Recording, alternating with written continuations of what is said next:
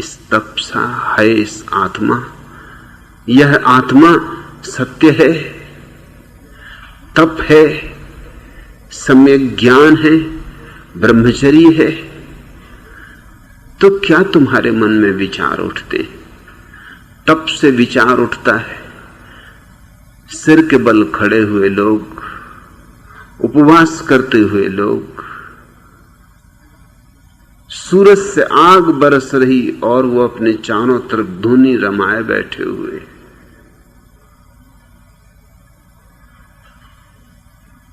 तब से तुम्हें क्या याद आता है? कांटों पर लेटे हुए लोग, सर्दियों में बर्फीली नदियों में नग्न खड़े लोग, कि गर्मियों में जलती हुई रेत पर पालथी मारे हुए बैठे हुए लोग, जटाजूटधारी, शरीर के दुश्मन, अपने को गलाने में लगे, सड़ाने में लगे, इस तरह के आत्महंताओं की याद आती। तब शब्द को सुन के ही याद आती उन लोगों की जो अपने को कष्ट देने में कुशल है। दुनिया में दो तरह के हिंसक हैं। एक वे जो दूसरों को सताते हैं, ये छोटे हिंसक हैं, क्योंकि दूसरे को तुम सताओगे तो दूसरा कम से कम आत्मरक्षा तो कर सकता है, प्रति उत्तर तो दे सकता है, भाग तो सकता है, पैरों पर गिर के गिड़गिड़ा तो सकता है, कोई उपाय खोज सकता है, रुस्बत दे सकता है, चापलूसी कर सकता है, सेवा कर सकता है, गुलाम हो सकता है। और दूसरे तरह के वे आत्महिंसक हैं जो खुद को सताते हैं। वहां कोई बचाव नहीं, वह हिंसा बड़ी है। अब तुम खुद ही अपने को सताओगे तो कौन तुम्हें बचाएगा, कौन प्रतिकार करे? अपना ही हाथ अगर आग में जलाना हो,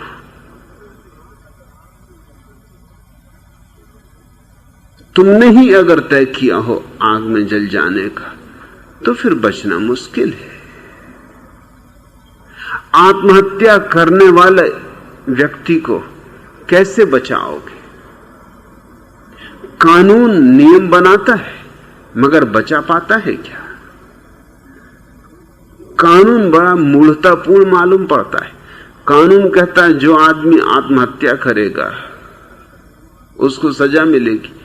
अभी बड़े मजे की बात, उसने तो आत्महत्या कर ही ली, अब तुम क्या खाक सजा दोगे? सजा तुम उसको दे सकते हो जो आत्महत्या कर रहा हो और कर न पाया हो,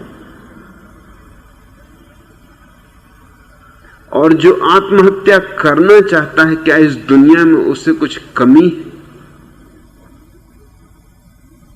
इतने सरदार इतनी बसें चला रहे हैं, ट्रकें चला रहे हैं, देसी ठर्रा पिए हुए ट्रेनें चल रही हैं,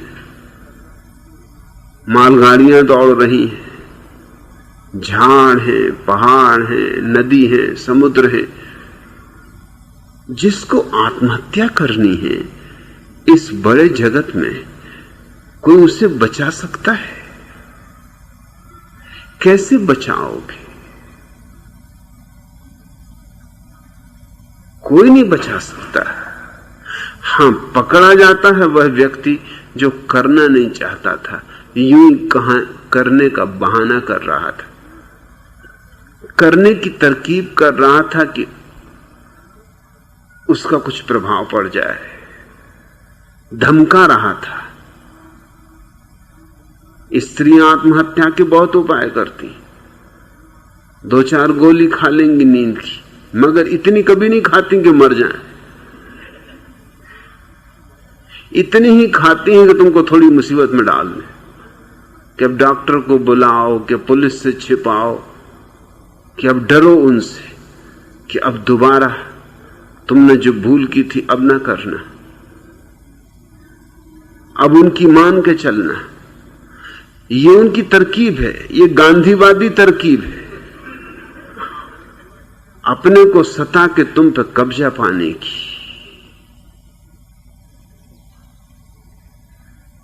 तब से तुम्हारे मन में क्या ख्याल उठता है, तब शब्द तुम्हारे भीतर कौन सी आकृतियां उभारता है?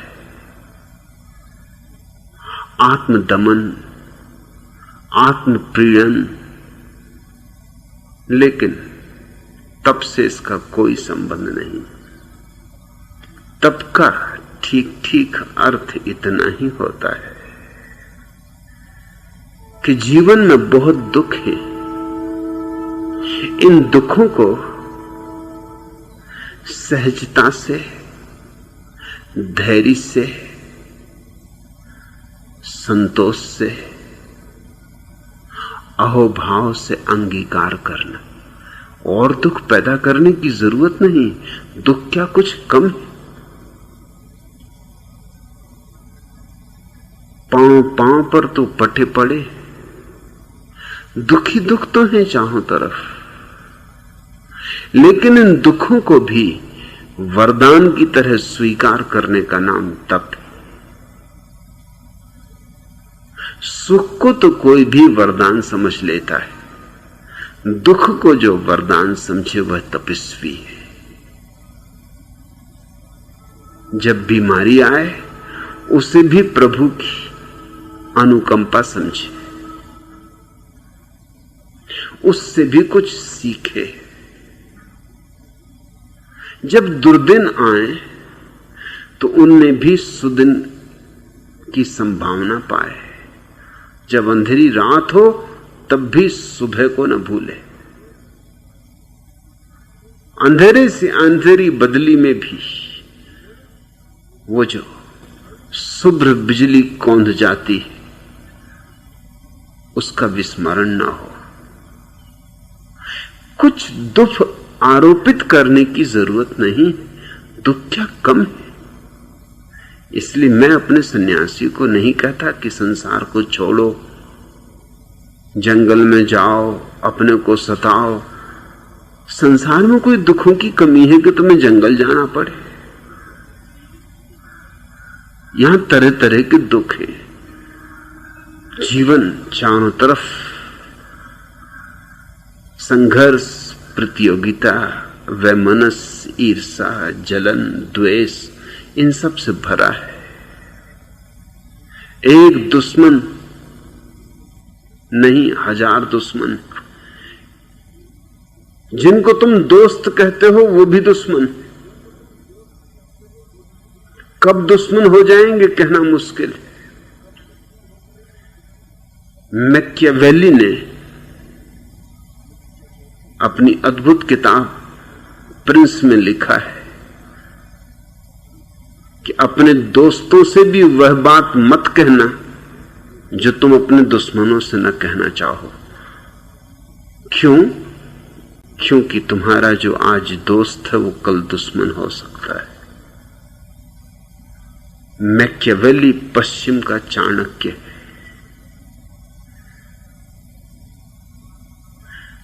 दोस्त से भी मत उघाड़ना अपने हृदय को, क्योंकि वो भी नाजायज लाभ उठाएगा किसी दिन, फिर तुम पछताओगे।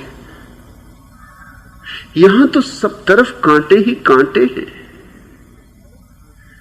अब और कांटों की सैया बनाने की जरूरत क्या है? तुम जिस सैया पर सोते हो रोज वह कांटों की नहीं, उतने से मन नहीं भरता।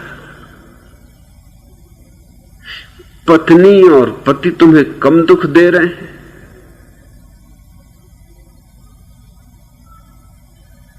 मैंने सुना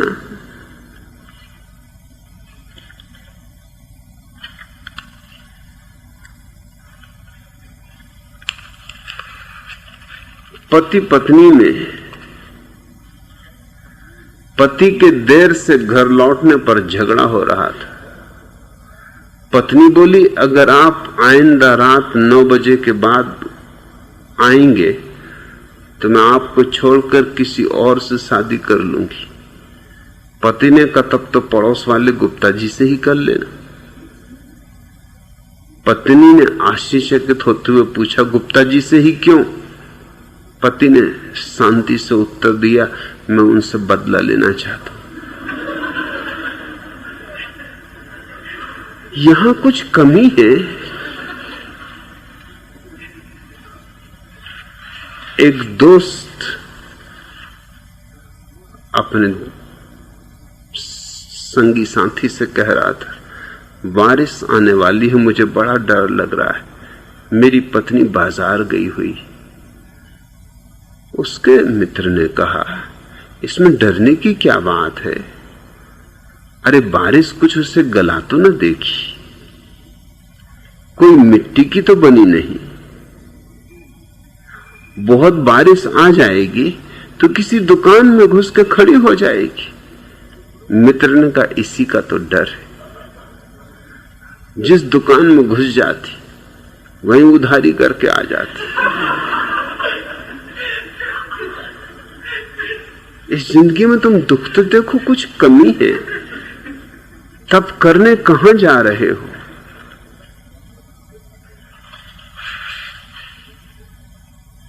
डॉक्टर चंदूलाल से कह रहे थे, चंदूलाल, यह कोई पुरानी बीमारी जो आपका सुख चैन नष्ट कर रही। चंदूलाल मुंह पे हाथ रख के अपनी पत्नी की तरफ इशारा करके डॉक्टर से बोले, जरा धीरे डॉक्टर साहब, वह इधर ही खड़ी हुई है।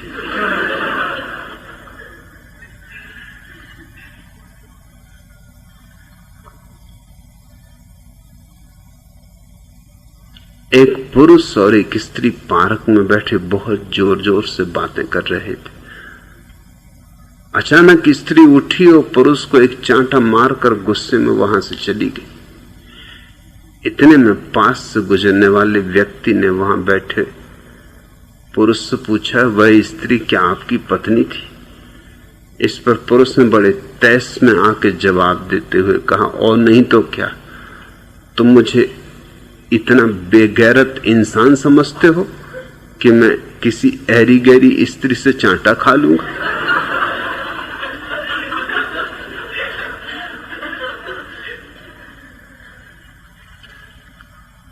कई वर्षों के बाद कॉलेज के दो साथियों की मुलाकात हो गई और बातचीत का सिलसिला हुआ। कैसे रहे इतने वर्षों तक? कोई खास बात नहीं हुई। कॉलेज छोड़ने के फौरन बाद मैंने शादी कर ली थी। ये तो बड़ा अच्छा किया। नहीं, मेरी पत्नी बहुत लड़ाका थी। ओह, इससे जीवन जहर हो गया होगा। नहीं, इतना बुरा भी नहीं हुआ। दहेज में 5,000 रुपए मिले थे, उससे तो बड़ा फायदा हुआ होगा। नहीं, उस रकम से मैंने दुकान कर ली, लेकिन बिक्री ही नहीं होती थी, तब तो बड़ी मुसीबत रही होगी। नहीं, बुरा भी नहीं हुआ। युद्ध काल में दुकान बड़े भाव में बेच दी, 10,000 का नकद फायदा हो गया। यह बहुत अच्छा किया तुमने। नहीं, इतना अच्छा भी नहीं हुआ। उस रकम से मैंने एक मकान खरीद लिया और मकान में आग लग गई। यह तो बड़ी बदकिस्मती रही। नहीं, इतनी बदकिस्मती भी नहीं रही, मेरी पत्नी भी उसमें जल गई। यहां जिंदगी में क्या कमी है? तब का मेरी दृष्टि में एक ही अर्थ है, जीवन में कांटे भी हैं, फूल भी हैं। फूलों का स्वागत तो कोई भी कर लेता है, कांटों का भी जो स्वागत कर ले वह तपस्वी है। कुछ तुम्हें कांटे ईजाद करने की आवश्यकता नहीं। यहां दिन भी हैं और रातें भी हैं। कुछ दिए बुझाने की तुम्हें जरूरत नहीं। दिन को तो स्वभावतः तुम प्रसन्न हो, रात का अंधेरा भी अंगीकार कर लो। परितोष का नाम तप है, संतोष का नाम तप है। तप आत्महिंसा नहीं है, अपने को सताना नहीं है। सताना तो हर हाल बुरा है, किसी को भी सताओ, तुम भी उसमें सम्मिलित हो।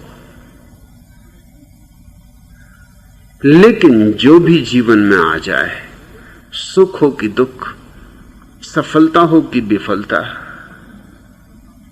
हार मिले कि जीत, तुम्हारे भीतर कोई अंतर ही ना पड़े, तुम अडिग अकंप बने रहो, यह तपस्या है।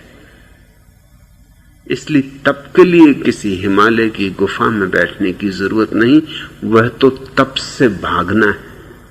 हिमालय की गुफा में क्या खाक तप होगा।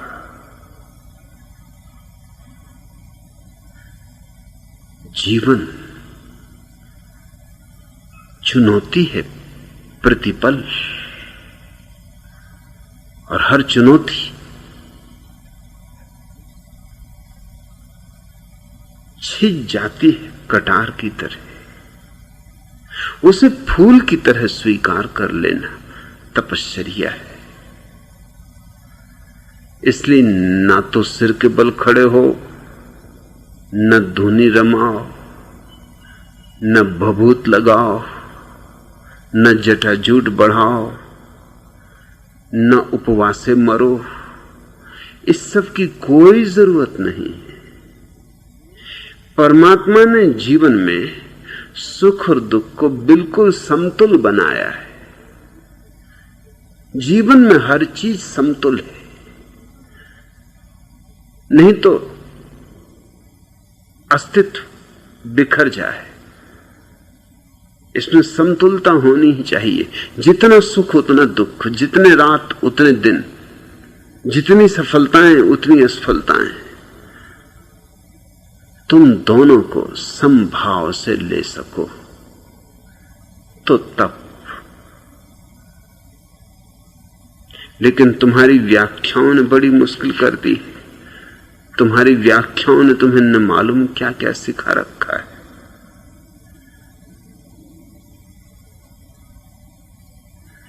मेरे हिसाब से तप तो जीवन की सहज साधना है, असहज नहीं। प्रत्येक वस्तु को जिस दिन तुम आशीष की तरह स्वीकार करने को राजी हो जाओगे, अहोभाव से जीवन के लिए भी धन्यवाद दोगे परमात्मा को, मृत्यु के लिए भी, बस उस दिन जानना कि तुम्हारे भीतर तप का आविर्भाव हुआ है। सत्य है अपने स्वयं की शून्यता का, मौन का, निर्विचार का, निर्बीज अवस्था का अनुभव, और तप है बाहर जो जीवन फैला है उसे संभाव से देखने की दृष्टि। फिर तीसरा शब्द है सम्यक ज्ञान। यह शब्द यूं तो हिंदू शास्त्रों में पाया जाता है, मुंडकोपनिषद में है, बौद्ध शास्त्रों में पाया जाता है, जैन शास्त्रों में पाया जाता है। लेकिन जैनों ने इस शब्द पर अपनी आधारशिला रखी, उन्होंने इसे बहुमूल्य माना है। लेकिन अगर जैन पंडित से पूछोगे तो सम्यक ज्ञान का अर्थ होता है जो ज्ञान जैन शास्त्र में है, वो सम्यक ज्ञान। जो ज्ञान जैन शास्त्र में नहीं किसी और शास्त्र में है, वो असम्यक ज्ञान। जैन शास्त्र शास्त्र, अजैन शास्त्र कुशास्त्र। जैन गुरु गुरु, अजैन गुरु कुगुरु।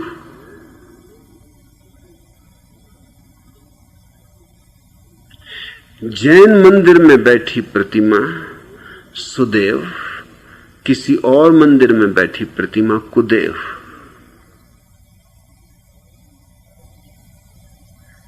इतने अद्भुत शब्द को, इतने प्यारे शब्द को ऐसा बिगाड़ा, ऐसा गंदा किया। सम्यक ज्ञान का अर्थ होता है ठीक ठीक जानना।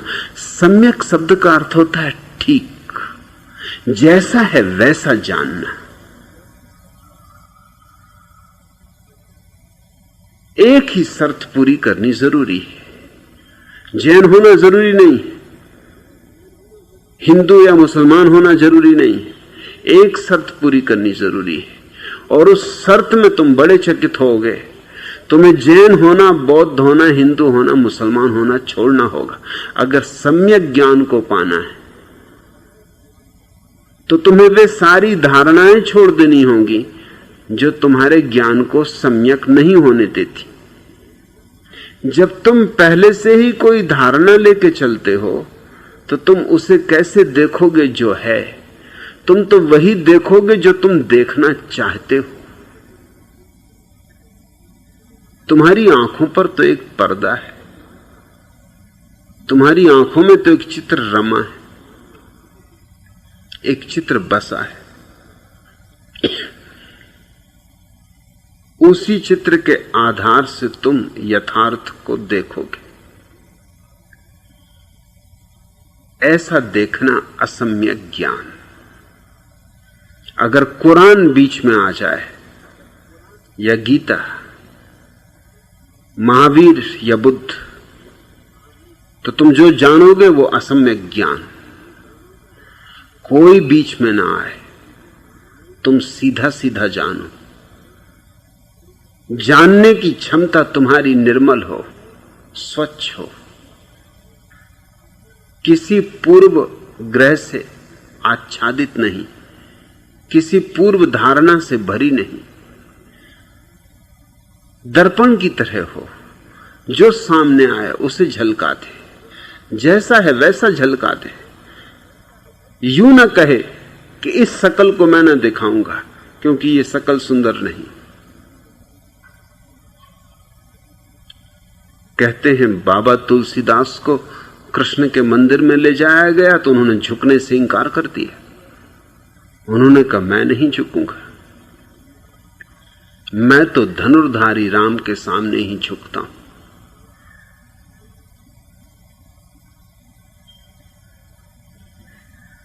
कहा उन्होंने कृष्ण से, तुलसी माथ तब नवे, शर्त लगा दी कि ये तुलसीदास का जो माथा है तब झुकेगा। धनुष बाण ले हाथ, जब हाथ में धनुष बाण लोगे तो ये माथा झुकेगा। इसमें छुपे हुए अहंकार को देखते, ये माथा भी सशर्त झुकेगा। पहले मेरी शर्त पूरी करो। तुम्हारे लिए नहीं झुकूंगा, मेरी शर्त पूरी होगी तो झुकूंगा। और मेरी शर्त है कि धनुष बाण हाथ लो।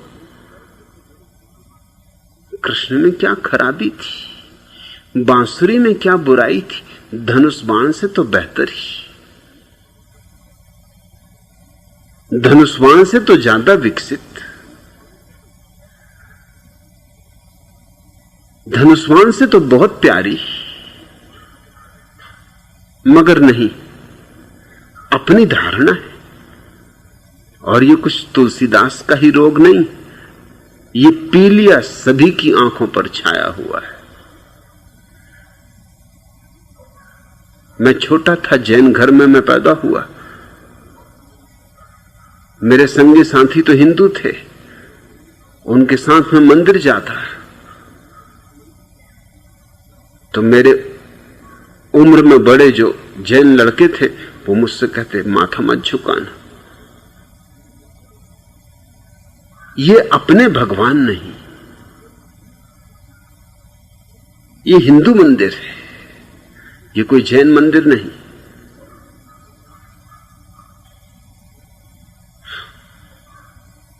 और जब हिंदू बच्चों के साथ मैं कभी जैन मंदिर पहुंच जाता तो वो कोई भी सिर न झुकाते, वो कहते ये नागा बाबा। नंग धड़ंग बैठे, इनके सामने क्या सिर झुकाना। वो हंसी मजाक उड़ाते।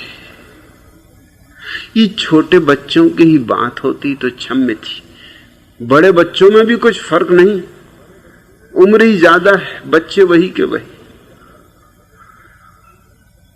तुम किसी जैन मुनि को ले जाओ कृष्ण के मंदिर में, सिर नहीं झुकाएगा। कुदेव के सामने सिर झुके। तुम ले जाओ किसी हिंदू सन्यासी को, वो महावीर के सामने सिर नहीं झुकाएगा, क्योंकि महावीर तो नास्तिक। बुद्ध के सामने सिर नहीं झुकाएगा, बुद्ध तो भ्रष्ट करने वाले, इन्होंने ही तो देश को बर्बाद कर दिया, इन्होंने तो भ्रष्टाचार के बीज बोए।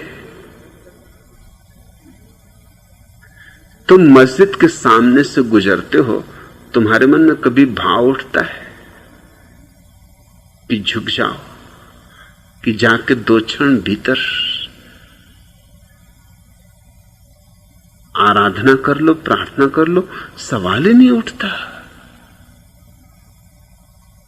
और झाड़ के नीचे किसी ने पत्थर पर लाल रंग पोत दिया है, 2 फूल रख दिए, एकदम घुटने टेक के हनुमान जी का चालीसा शुरू। मुसलमान को कुछ नहीं होता वहां। तुम्हारी अपनी धारणाएं आंखों पर छाई रहती, उन्हीं से तुम देखते हो, इसलिए कुछ का कुछ देखते हो, जो है वैसा ही नहीं देखते। दर्पण की तरह जो हो जाए वह सम्यक ज्ञान को उपलब्ध होता है। दर्पण का कोई आग्रह नहीं होता, निराग्रही होता है। दर्पण के सामने सुंदर चेहरे वाला व्यक्ति खड़ा हो तो, असुंदर खड़ा हो तो, धनुष बाण लिए हुए राम खड़े हो तो, और बांसुरी बजाते कृष्ण खड़े हो तो, और नग्न महावीर खड़े हो तो, कोई भेद ना पड़ेगा। दर्पण तीनों को झलकाएगा, समभाव से झलकाएगा। सम्यक ज्ञान का अर्थ होता है ठीक ठीक जानना, और ठीक ठीक जानने के लिए जरूरी है शास्त्रों से मुक्ति, सिद्धांतों से मुक्ति, धारणाओं से मुक्ति, पूर्वाग्रहों से मुक्ति। जब तुम ये सारा कचरा अलग कर दोगे, ना हिंदू, ना मुसलमान, ना ईसाई, ना जैन, तब तुम सम्यक ज्ञान को उपलब्ध हो सकोगे। लेकिन सारी दुनिया अपने अपने कचरे को पकड़े हुए है, जोर से पकड़े हुए। मेरा कचरा, सोना, तुम्हारा सोना कचरा, मेरा है इसलिए सोना होना ही चाहिए।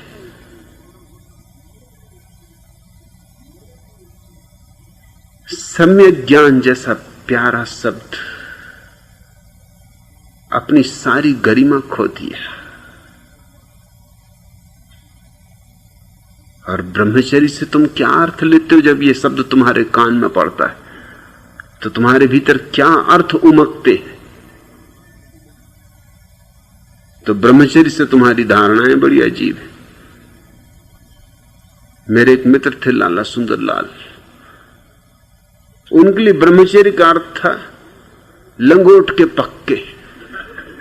वही अधिकतर लोगों का अर्थ है, लंगोट के पक्के। कस के लंगोट बांधा तो ब्रह्मचर्य। तुम कितने कस के लंगोट बांध लो, इससे कुछ ब्रह्मचर्य नहीं हो जाएगा।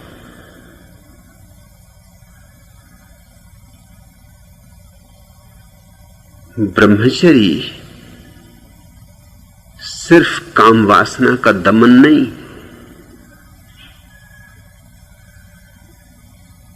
काम वासना का रूपांतरण, और दोनों में जमीन आसमान का भेद है।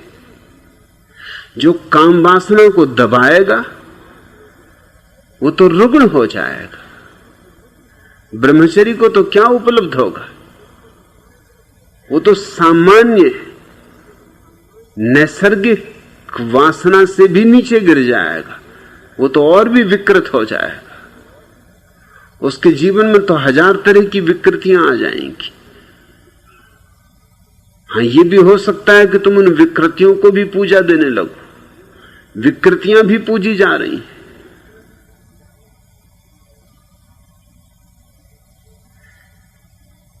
दबाया अगर तुमने अपनी काम वासना को, तो वो उभर के निकलेगी। हाँ, नए नए ढंग से निकलेगी कि तुम पहचान ना सको, नई शक्ल लेगी, नए वस्त्र पहनेगी और निकलेगी। अभी मुरारजी देसाई ने 4-6 दिन पहले ही एक वक्तव्य में कहा कि जब मैं प्रधानमंत्री था और कनाडा गया तो उनकी उम्र करीब 83 वर्ष थी। तब 83 वर्ष की उम्र में भी उनको कनाडा में देखने योग्य चीज क्या अनुभव में आई? वो था नाइट क्लब, जहां कैबरे नृत्य होता, स्त्रियां अपने वस्त्र उघाड़ उघाड़ के फेंक देती, धीरे धीरे नग्न हो जाती।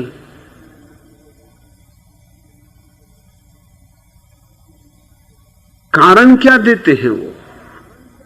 कि मैं जानना चाहता था कि नाइट क्लब में होता क्या है, मगर जान के तुम्हें जरूरत क्या है?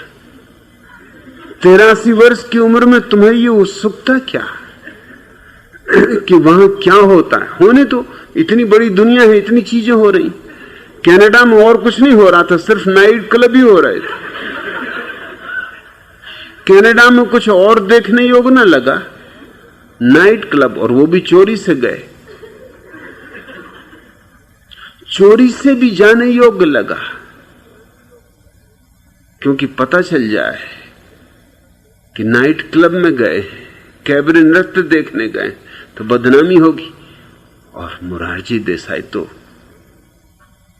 महात्मा समझो, ऋषि मुनि,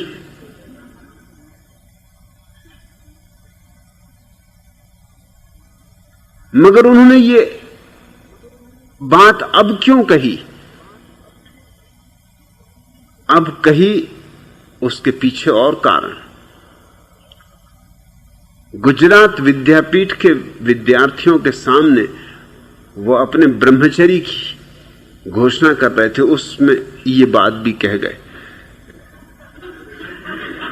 कि मेरा ब्रह्मचर्य वहां भी डिगा मगा नहीं। 83 वर्ष की उम्र में कैबरे नृत्य देखने गए, ब्रह्मचर्य डगा नहीं उनका।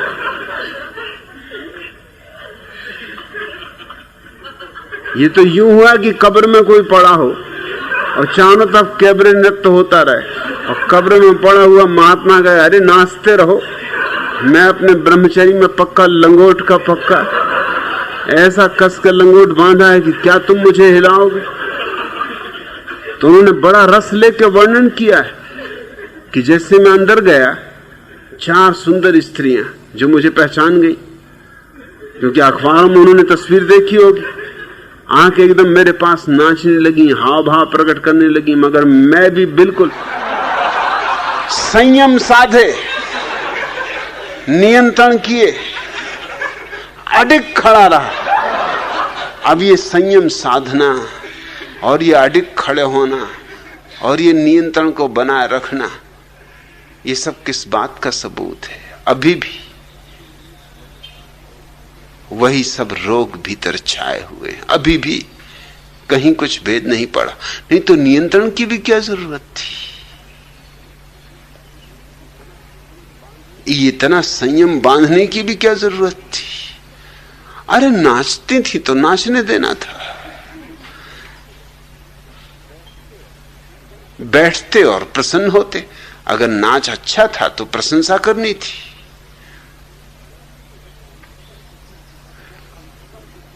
या कम से कम कुछ ना बनता तो थोड़ा नाचते।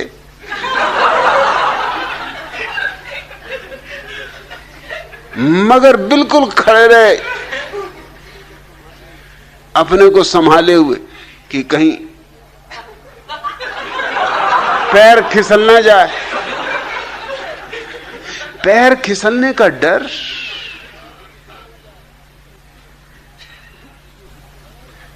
ये विकृतियां हैं। फिर आदमी विकृतियों से निकलता है। मुल्ला नसरुद्दीन ने अपने बेटे से फजलू से कहा कि देख, गांव में एक गंदी फिल्म लगी हुई, अश्लील है, कभी देखने मत जाना, ऐसी गंदी स्थान पर कभी जाना ही मत, जाएगा तो बहुत पछताएगा। फिर फजलू मुझसे कह रहा था कि मैं गया और बहुत पछताया, पिताजी ने ठीक कहा था कि बहुत पछताएगा। मैंने कहा हुआ क्या? उसने कहा हुआ ये कि पिताजी ने जो कहा था सब ठीक निकला। उन्होंने दो बातें कही थी, एक तो ऐसी चीजें देखने मिलेंगी जो नहीं देखनी चाहिए, और दूसरा कि बहुत पछताएगा। दोनों बातें हुई। उनका फिर भी मैं समझूं कि क्या क्या हुआ। उसने कहा पहली बात तो ये हुई कि पिताजी वहां देखने को मिले। उन्होंने कहा था कि ऐसी चीजें देखने मिलेंगी जो नहीं देखनी चाहिए, और दूसरा मुझे देखते ही उन्होंने पिटाई की कि तू यहां क्यों आया। सो बहुत पछताया भी। हालांकि पिटते हुए मैंने इतना जरूर पिताजी से पूछा कि आप क्यों यहां आए, तो उन्होंने कहा मैं तुझे देखने आया कि कहीं फजलू गया तो नहीं है। क्या क्या मजे दुनिया में चलते हैं। फजलू को देखने गए थे फिल्म में बैठे हुए।